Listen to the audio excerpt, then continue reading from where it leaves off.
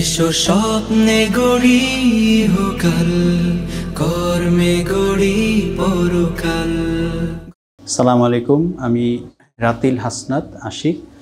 আমি বর্তমানে East West University associate professor হিসেবে কাজ করছি department of electrical and electronics ইঞ্জিনিয়ারিংয়ে। আমার মেয়ে বর্তমানে এই মাদ্রাসায় জুনিয়র 1-এ পড়া শেষ করেছে। বর্তমানে স্পেশালাইজড মক্তবে সে শুরু করবে 2025 থেকে। এই মাদ্রাসা চুজ করার কারণ হচ্ছে যে এই মাদ্রাসায় আসার আগে আমি বিভিন্ন মাদ্রাসা আসলে পরিদর্শন করেছি এবং বিভিন্ন মাদ্রাসা পরিদর্শন করে আমার যেটা মনে হয়েছে যে এই মাদ্রাসার পরিবেশ অন্যান্য মাদ্রাসা থেকে অনেক ভালো এবং সর্বদিক থেকে সব দিক থেকেই পড়াশোনার পরিবেশ, সার্বিক পরিবেশ যেটা আমরা বলি, সব দিক থেকেই অবশ্য অন্যান্য মাদ্রাসা থেকে আমার ভালো মনে হয়েছে।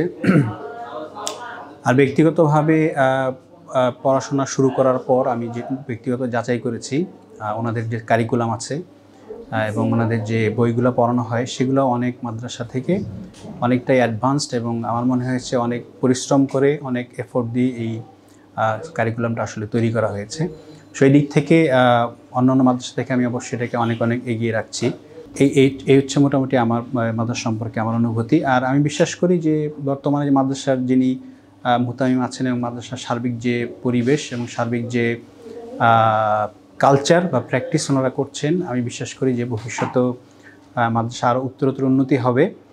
এবং সবচেয়ে বড় বিষয় যেটা আমি মনে করি যে প্রত্যেকটা ছাত্রী বা ছাত্রকে ওনারা স্পেশালাইজড একটা কেয়ার করেন, বা যেটা খুবই গুরুত্বপূর্ণ। অনেক সময় দেখা যায় একটা ক্লাসে অনেক ছাত্র থাকলে তাদেরকে ইন্ডিভিজুয়ালি তাদেরকে কেয়ার করা সম্ভব হয় না। তো এখানে ছাত্র সংখ্যা বা ছাত্রীর সংখ্যা একটা নির্দিষ্ট পর্যায়ে থাকার কারণে আমার মনে হয় যে তাদেরকে বিশেষায়িতভাবে বা স্পেশালাইজড কেয়ার করা সম্ভব হয়, যেটা আমাদের জন্য খুবই দরকার, যেটা অন্যান্য প্রতিষ্ঠানে মনে করি যে অনুপস্থিত। তো সার্বিক দিক থেকে আমি অবশ্যই মনে করি যে মার্কাজ জাইতুনার সফলতা কামনা করি এবং আমি বিশ্বাস করি ভবিষ্যতেও এই প্রতিষ্ঠান আরও উত্তরোত্তর সামনে এগিয়ে যাবে এবং আল্লাহ তাআলা এটাকে আরও কবুল করবে এবং সমাজ এবং দেশের ইসলামী খেদমতে এটা আরও গুরুত্বপূর্ণ ভূমিকা পালন করবে। স্বপ্নে গড়ি ইহকাল, কর্মে গড়ি পরকাল।